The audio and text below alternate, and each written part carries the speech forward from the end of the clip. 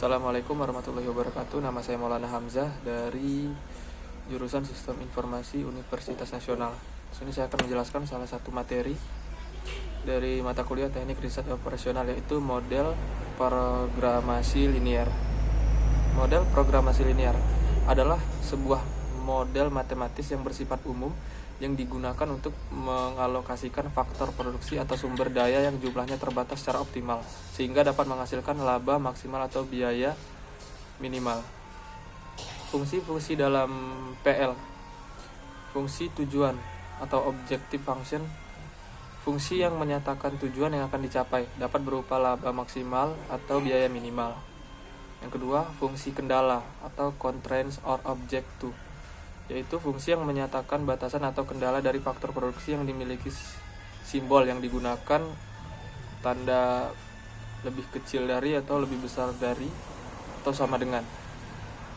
Yang ketiga, fungsi status atau status function, fungsi yang menyatakan bahwa setiap variabel yang terdapat di dalam model programasi linear tidak boleh negatif.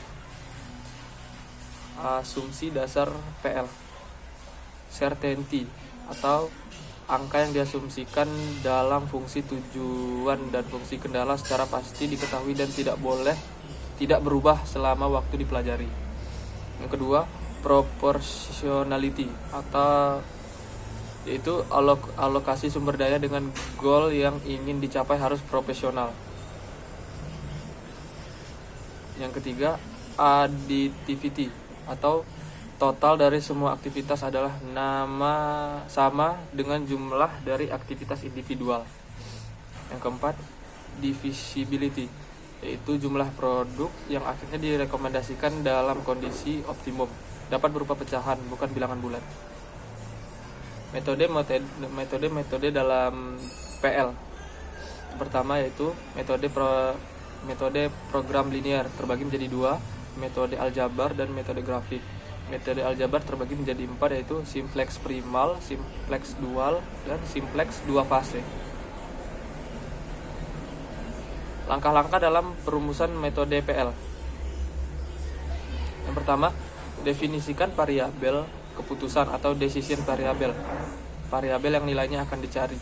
Yang kedua, rumuskan fungsi tujuan, maksimisasi atau minimisasi. Yang ketiga, rumuskan fungsi kendala sumber daya.